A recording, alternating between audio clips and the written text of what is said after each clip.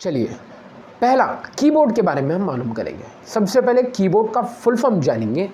Keyboard KEYBOARD, के stands for keys, E electronic, Y yet, B board, O operating, A to Z, R response, D directly। All together अगर मैं मिला के बोलूँ तो keys electronic, येट board, operating, A to Z, response directly. आ गया समझ में कीबोर्ड का मतलब क्या है? ठीक है, अब इसका डेफिनेशन मालूम करेंगे। एक keyboard is a standard input device which is used to insert the data.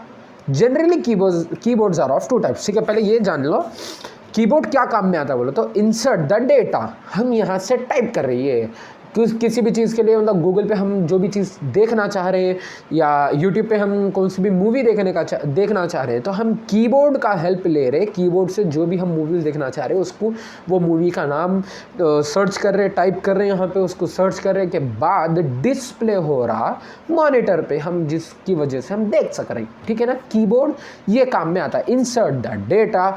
Generally keyboards are of two types. कितने किस्म के होते कहते हैं भाई? दो किस्म के होते, एक होता स्टैंडर्ड और एक होता मल्टीमीडिया। ठीक है, दो किस्म के।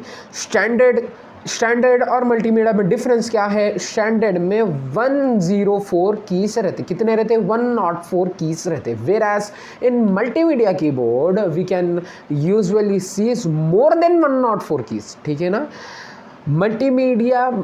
मल्टीमीडिया कीबोर्ड में मोर देन 104 कीज हमको देखने को मिलते हैं। अब मल्टीमीडिया यूज़ कौन करते हैं और स्टैंडर्ड कौन यूज़ करते हैं? स्टैंडर्ड मेरे जैसे, आपके जैसे लोग यूज़ करते हैं, जैसे कमर्शियल में काम में आ रहा, ऑफिस में या जॉब में या घर में भी अगर छोटा है अपना एक बना लेके रख लिए, तो उसमें जो है समय हमको काम में आ जाता है स्टैंडर्ड, जो कि 104 कीज़ के ऊपर डिपेंडेंट रहता। वेयर एज मल्टीमीडिया को एडिटिंग करने के लिए एडिटर्स लोग हैं, या अगर कंपनी में उन्होंने मैनेजर की पोस्ट पे है तो वहाँ पे कीबोर्ड के अंदर ही स्पेसिफिकली एक्स्ट्रा कीज़ रहते हैं, जो मोर देन 104 कीज़ हम जो बोल रहे हैं ना, वो मोर देन के अंदर इंक्लूडेड कौन कौन है।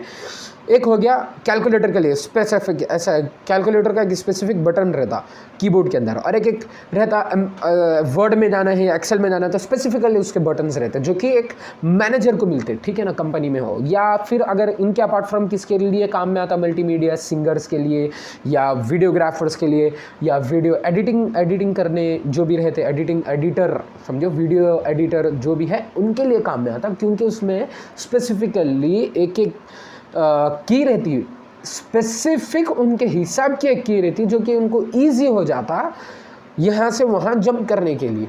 ठीक है ना, माउस का यूज़ करने की ज़रूरत नहीं पड़ती उनको ज़्यादातर, उन्होंने अक्सर काम हाथ से यहाँ कीबोर्ड से काम कर ले सकते हो, ईजी हो जाता, उसको बोलते हैं मल्टीमीडिया कीबोर्ड।